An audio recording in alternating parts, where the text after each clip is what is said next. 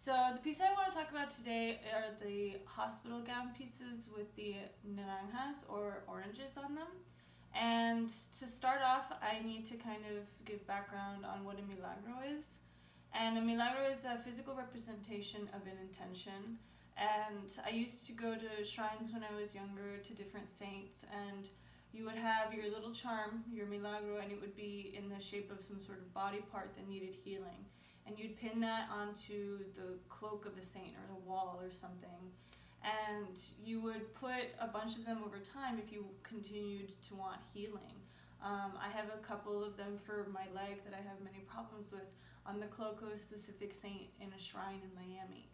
So I started thinking of what that idea of a symbol for healing could be. And it started with the orange. The orange for me is something that's like home, but it's also an offering.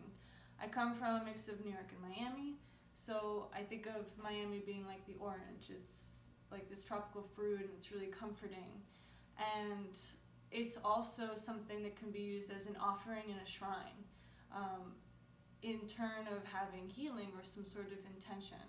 So when I create the pattern with the orange, it's repeated and it's very obsessive and it continues on almost infinitely.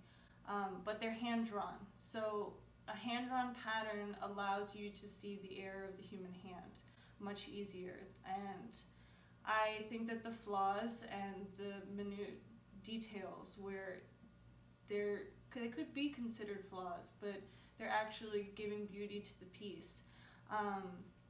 I considered those to be most important. It's those tiny little, only made by human hand errors that are what I concentrate on in all of my works.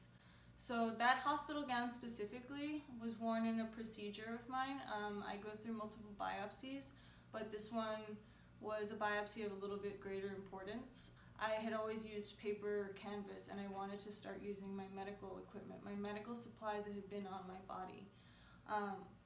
If we're thinking about a saintly relic or a reliquary that, this holder for something that touched a saint, that touched a person who is idolized, I think that we people who have disabilities, who have chronic illness, are idolized for what it is that we do or go through on a daily basis, but it's just our existence. And so I try to, in my work, talk about not only what's in the work, what's visually appealing, but also the backstory and why those backstories are important.